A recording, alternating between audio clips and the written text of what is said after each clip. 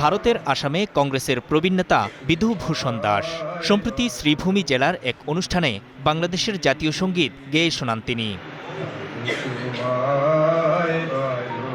১৯ সেকেন্ডের এই ভিডিও ছড়িয়ে পড়েছে সামাজিক যোগাযোগ মাধ্যমে। এটিকে লুফে নিয়েছে ক্ষমতাসীন বিজেপি নেতাকর্মীরা, বানিয়েছে রাজনীতির হাতিয়ার। কংগ্রেস নেতা কোন প্রেক্ষাপটে গানটি গেয়েছিলেন সেটি পরিষ্কার নয়, তবে কবিগুরু রবীন্দ্রনাথ ঠাকুরের এ লেখা গান তিনি কেন গাইলেন সেজন্য তাকে এরই মধ্যে বাংলাদেশি ট্যাগ লাগিয়ে নানাভাবে হেনস্থা করছে বিজেপি নেতাকর্মীরা। এতে এক ধাপ এগিয়ে স্বয়ং আসামের মুখ্যমন্ত্রী হেমন্ত বিশ্ব শর্মা। এরই মধ্যে তিনি কংগ্রেস নেতাদের বিরুদ্ধে সরাসরি মামলা করার নির্দেশ দিয়েছেন পুলিশকে। 2 days ago, দুদিন আগে কংগ্রেসের সভায় বাংলাদেশের জাতীয় সঙ্গীত গাওয়া হয়েছে। এটি মূলত ভারতের জনগণকে অশ্রদ্ধা করা। শুধু তাই নয়, উত্তর পূর্ব ভারত বাংলাদেশের অংশ হবে এমন দাবিরও সমর্থক।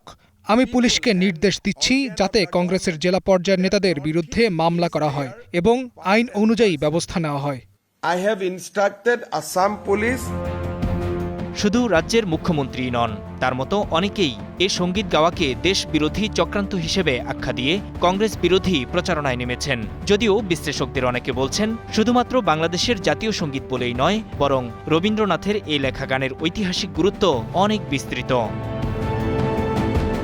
আসাম কংগ্রেসের সভাপতি গৌরব গগৈ বলছেন, বিজেপি রবীন্দ্রনাথের দর্শন বোঝে না। বাংলার মানুষ ও বাঙালিদের কেবল তারা ভোটের স্বার্থে ব্যবহার করে। বাঙালির ভাষা, আবেগ ও সংস্কৃতি বোঝার সাধ্য তাদের নেই। ভারতের উত্তর পূর্ব রাজ্যের যে জেলার ঘটনা নিয়ে এত তোলপাড়, সেটি বাংলাদেশের সীমান্তের কাছেই। আগে এর নাম ছিল করিমগঞ্জ। ক্ষমতাসীন বিজেপি সরকারের মুখ্যমন্ত্রী বিশ্ব শর্মা ২০২৪ সালে সেই নাম পাল্টে রাখেন শ্রীভূমি। তথ্য বলছে, সিলেটের জকিগঞ্জ উপজেলার লাগোয়া আসামের এই জেলার বাসিন্দাদের ৫৫%ই মুসলিম। নূর মোহাম্মদ, স্টার নিউজ।